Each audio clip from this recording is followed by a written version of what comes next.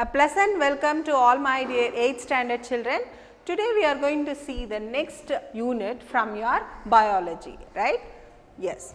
So, what is your next unit? It is about abiotic components. So, we already described about what is abiotic components, right? So, the abiotic components that includes air, atmosphere, that is air, wind, water, humidity, light, temperature and soil. So, these are all the abiotic components that is present in an ecosystem, right. So, under the ecosystem we discussed about the abiotic components. So, today in this session we are going to discuss in detail about these abiotic components, right. So, first we are going to see about the air, right. So, air is very important to all the living organisms, right. So, air is present everywhere and this air we can say a human needs at least 250 to 245 kilograms of air every day to breathe, right. So, as you all know that human beings and animals, they take in the oxygen that is present in the air and they give out the carbon dioxide from our body, right. So, we can say the air contains some gases, it also rich in gases. So, what are the gases that is present in air? So, let us see. So, it is comprises of nitrogen. So, nitrogen gas is present in the air. So, it is about 78% of nitrogen is present in the air and only 21% of oxygen is available in the air. Of course, all animals, even the human beings, all the living organisms need air, need oxygen, but it is available only 21%, right. So, other than that we can see some other gases also present in the air. For example, carbon dioxide, krypton, helium, hydrogen. So, all these gases including ozone and water vapor. So, all these gases are present in the air, right. So, this is the composition of the air, right. So, we can see a thick layer of air that surrounds our earth, right. So, it is a protection layer that is present around our earth. So, that layer, that blanket is known as atmosphere. So, atmosphere is a protective layer, protective blanket that surrounds our earth and this atmosphere protect our earth from the harmful ultraviolet rays and from meteoroids. So, all these from all these harmful things, the atmosphere protects the earth, right. So, we can classify the atmosphere in different layers. So, we can classify the atmosphere in different layers. There are 4 layers that is present in the atmosphere. So, from the ground when we travel to 10 kilometers, so we can see the first layer of the atmosphere. The first layer of the atmosphere is troposphere. So, first let us write what the first layer. The first layer is troposphere. So, up to 10 kilometers if you go, you can see the troposphere, right. So, after the troposphere, the second layer is stratosphere, S-T-R-A-T-O-S-P-H-E-R-E. So, in this second layer, in this stratosphere, we can see aircraft fly in this layer and also there is an important layer that is present in stratosphere is of course the ozone. So, the ozone layer is present in the stratosphere where this ozone layer protects the earth from the harmful ultraviolet rays that is released from the sun. Okay. So, that is why ozone acts as a shield to protect the harmful ultraviolet rays that is released from the sun, right. So, after you travel above 50 kilometers, you can see the third layer. The third layer is mesosphere, M-E-S-O-S-P-H-E-R-E.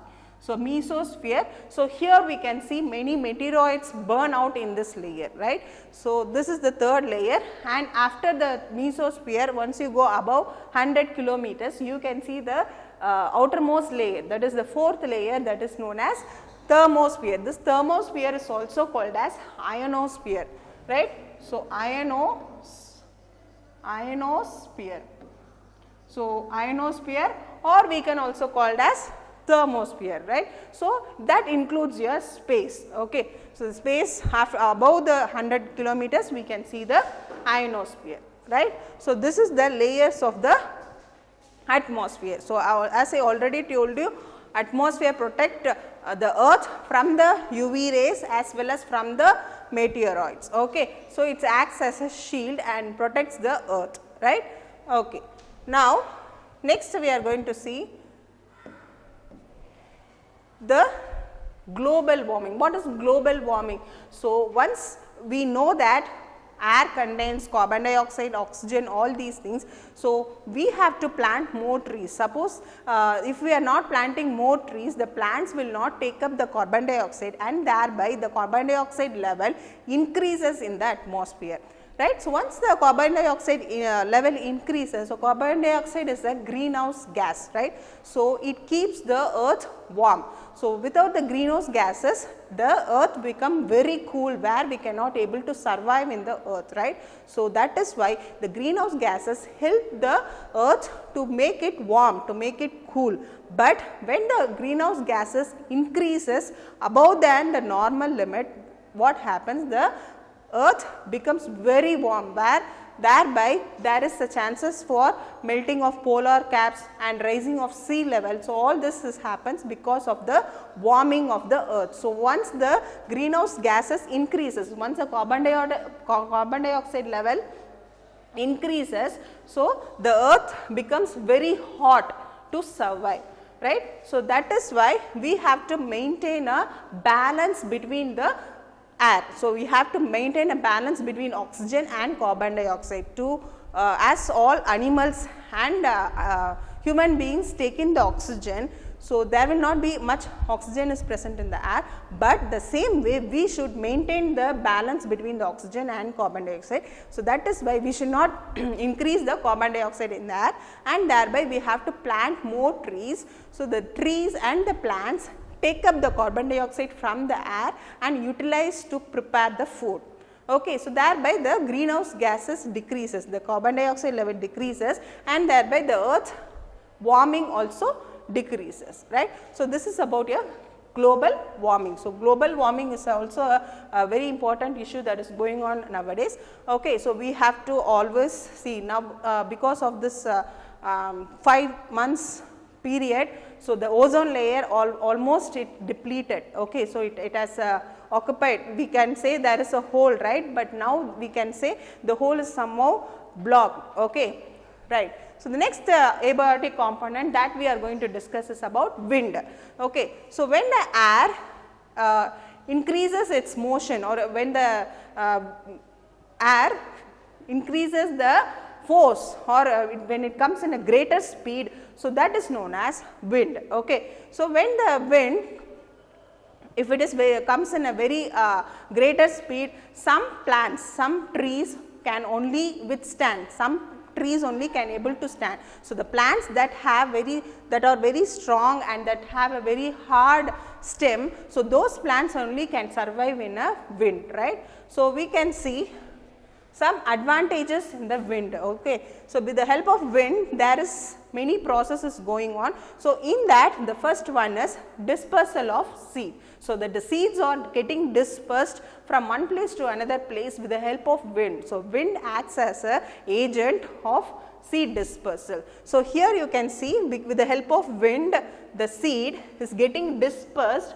and dispersed somewhere else, and there the seed grows into a new plant. So, wind is very important, and it also has some advantages as well as disadvantages. So, first one is seed dispersal, and also the wind helps in dispersal of the pollen grains. So, with the help of the pollen grains, with the help of the wind, the pollen grains move from one place to any other place for the pollination. Okay. The next one is dispersal of pollutants. So, sometimes when the when there is no wind, it forms a very smoky layer on the earth, and thereby it is very difficult for the human beings to breathe, to take in the oxygen, right. So, it will become very difficult, and thereby it leads to some other harmful effects on the human beings, right. So, that is why wind is very, very important,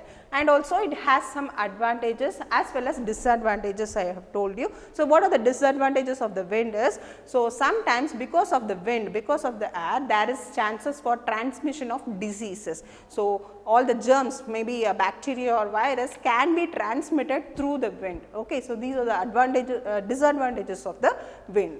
Okay. The next one that we are going to see is about water. So, till now we discussed about air, then wind. Now we are going to see about water. Okay. So, water, in our earth we can see water, nearly 97% of water is saline water, there is sea water, marine water, right. Only we can see only 3% of water is fresh water that can be utilized by the human beings or the animals to drink or clean or to do any kind of activities, right. So, we can see 97% of water is saline water, there is sea water, okay, and only 3% we can see fresh water. So, that can be available in the river, lake, pond or in the mountains, right. So, we can see only 3% of water is fresh water, okay. And what are the uses of the water? So, the water helps in growing crops, the plants grow with the help of water. Without water the plants cannot able to grow, right. So, plants need water to grow, to survive,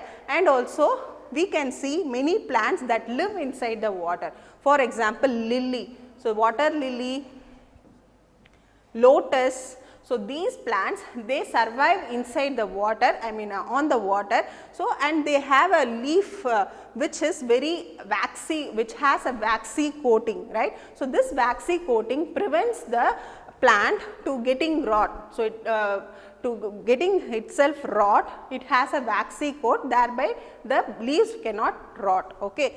And also we can see some plants that live inside the water, example hydrilla. So, hydrilla is a plant that live inside the water. So, water is very essential for all the plants as well as for the human beings and animals, okay, right. So, next thing that we are going to discuss is about humidity. What is humidity? So, humidity is nothing but water vapor in air,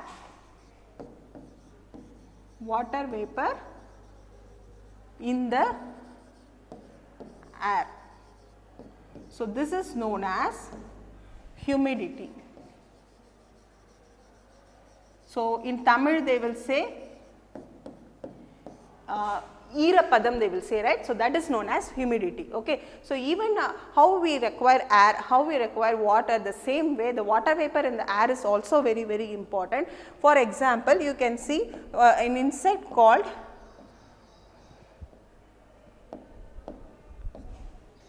this one, it is actually an insect, it is called as tistis fly, okay. So, this fly actually with the help of humidity it can able to survive. If the humidity increases above 88%, this insect cannot able to survive and it will die, okay. So, humidity is very, very important for all the living beings, particularly for the insects to breed and to develop their eggs, okay. Right. So, the next one that we are going to see is about temperature. So, we can say in the earth some places will be very hot and some places will be very cold, right. So, this measuring of the temperature, we can measure the temperature with the help of a thermometer. So, the thermometer will measure the degree of the heatness, right. So, many plants, many animals, they need warmth. Most of the animals, they survive in the warm places, but some animals they cannot able to survive. For example, if you take polar bear or penguin, they cannot able to survive in a warm place. So, they need a very cold region to survive. Okay. The same way we can say even the animals, for example, if you take a cow, if you compare between a cow and a buffalo, a cow can able to survive the hot weather, but a buffalo cannot able to survive the hot weather. So, that is why you can see buffaloes sitting inside a pond or a lake, or it will sit in any pits, right. So, likewise we cannot say all the animals will survive the hot weather. Okay. So, the temperature of the place is also very important, and we can see camel is an animal that can able to survive without water and can able to live in the hot weather. For even without water they can able to survive for 10 days, even for 10 days without water and food the camel can able to survive. And when it is available, when the water is available, it will drink nearly 200 liters of water and it will store the water inside its body. And when the water is not available, it utilize the water which is stored in the body, right. So, camel can live in the hot weather, and the same way some plants also like cactus. So, the cactus they also live in the hot weather. Okay. So, they have a stem, the green part of the cactus is stem of the plant. It will store the food and water inside its stem, and the spines, we can see the spines are actually leaves that are reduced to prevent the loss of water. Okay. So, these are the things about this temperature. The next one that we are going to see discuss is about light. Of course, the ultimate source of light and energy on earth is sunlight. Okay. So, sun. So, from the sun we get energy, we get light. So, the ultimate source of light and energy is sun. So, from the sun we can get the energy. Most of the plants they prepare their own food. With the help of sunlight, the plants prepare the food and thereby the energy is passed to the plant eating animals, and from the plant eating animals the energy is passed to the flesh eating animals. So, we get energy basically from the sunlight, right. So, sunlight is very important, and we can say some insects. So, some insect they does not like light. So, that is why they mostly they are present in the dark places. For example, earthworm and centipedes. So, these insects they does not like light. So, that is why you can see these animals are present inside the soil where it is very dark. Okay. But most of the living organisms need light to survive. Okay. Right. So, next one that we are going to see is about soil. So, soil, in the soil we are going to discuss about the weathering of the soil. So, what is weathering? Weathering is nothing but formation of soil.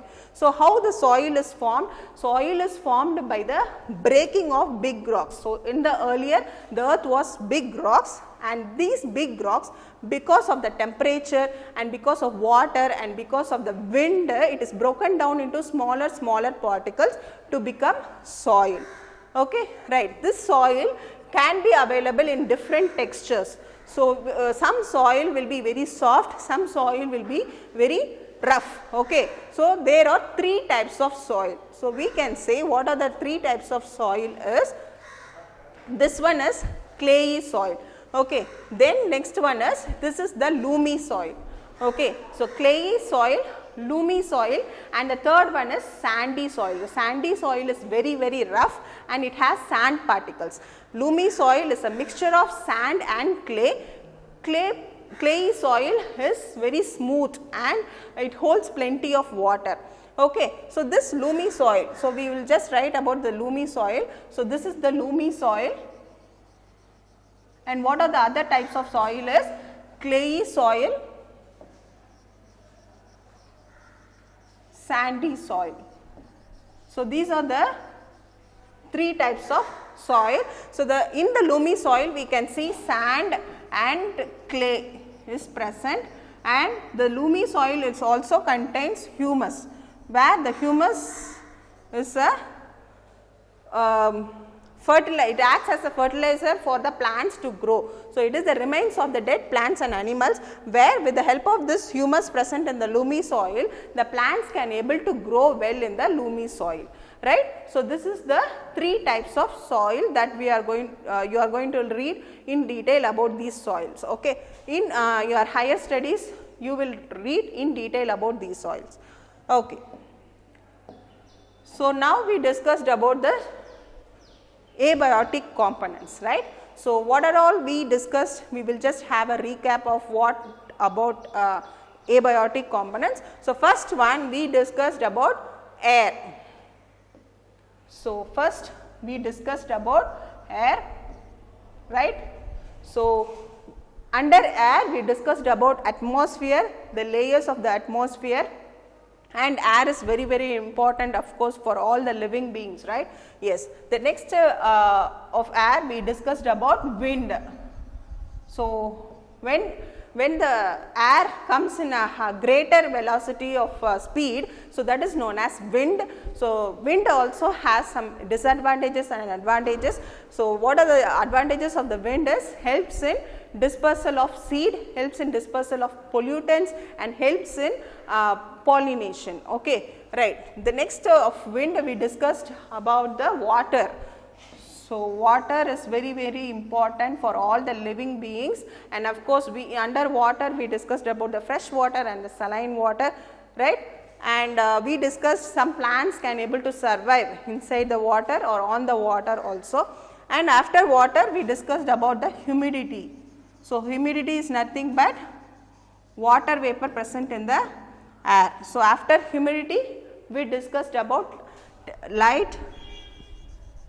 So, of course, sun is the ultimate source of light and energy that is available on the earth. Okay. So, after the light we discussed about temperature. So, the temperature tells the degree of the hot heatness or the cold. Okay. So, after the temperature we have discussed about soil. So, these are all the abiotic components that is present in an ecosystem where all the biotic components depend on this abiotic components. Without these abiotic components, there will not be any biotic components that cannot be survived on the ecosystem, right. Okay. So, almost in this session you learnt about the important things of the abiotic components. Go through the video and go through your book. Once you go through it, take your video, watch it properly, and below the video you can see a Google Drive link. Click that and you will get the abiotic components lesson related study material, question bank and self assessment. So, take the study material and copy in your biology note, read from your biology note. Okay. So, once you are thorough with the lesson, take your self assessment and do the self assessments. Once you do the self assessment, self evaluate yourself, right. So, after you do the self evaluation, you will come to know how far you have understood about the abiotic components. So, thank you for watching. Have a good day.